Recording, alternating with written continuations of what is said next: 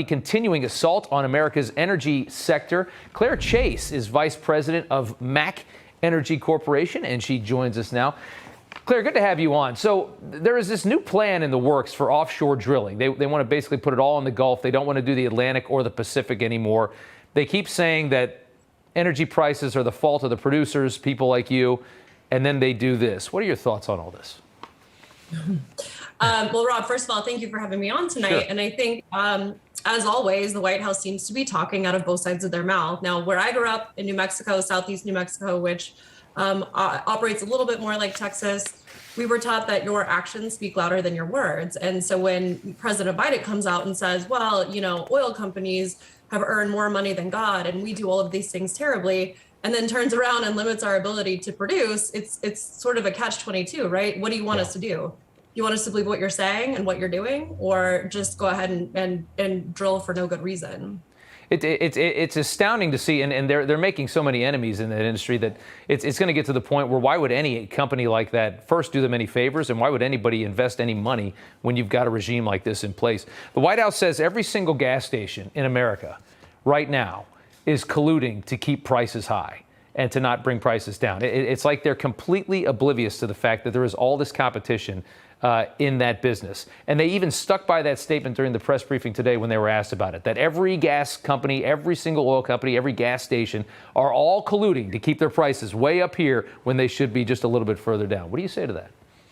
Well, I think President Biden probably needs to take a lesson on antitrust laws, because it's not like we can all sit around in a back room and smoke cigars and decide what the price of oil and what the price of gasoline is going to be at the pump. Right. There are a lot of rules and regulations that prevent us from doing that. And what I would really love is for them to focus on the reasons that oil prices are high. It's because of his regulatory uncertainty.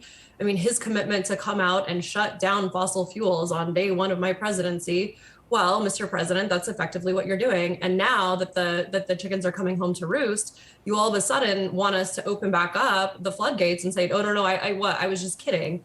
Please drill, please produce more energy. Well, we can't do that if we can't get leases. We can't do that if we can't get the infrastructure built to get our product to the refinery. We can't do that, if you don't enact the policies that allow us to do those things.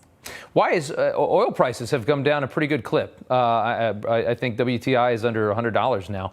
Why is this happening?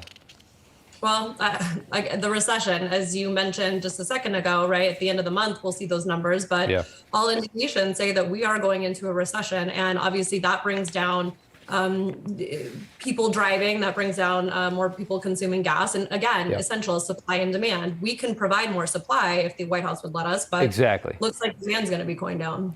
And one final question. Press Secretary asked about a report from Reuters, 5 million barrels from our strategic reserves being shipped to Europe and Asia. Let's take a listen.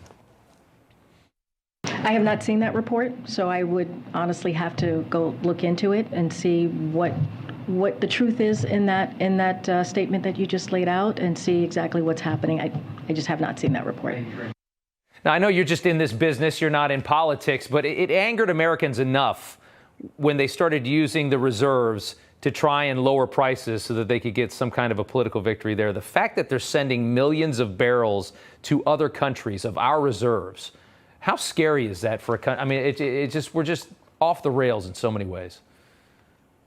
It really does seem like that. And I think, as we look down the road at what the Strategic Petroleum Reserve is supposed to do, it's supposed to protect us in times of war, not protect other countries in times of war. And that's certainly what it sort of looks like we're facing with the Russian aggression in Ukraine. Right. So I think we've got to be more careful about how we deploy our own oil and gas and how we're sending that overseas. Oil companies, again, could provide that same exact thing, but they won't let us. And the European countries have done a magnificent job of shutting down oil and gas in their countries. We have Americans that would love to drill in the UK or love to drill in Spain, and their climate rhetoric just won't normally allow it. And now it seems like they're facing those consequences as well. Claire Chase from Mack Energy Corporation, thank you so much for the time. We appreciate it.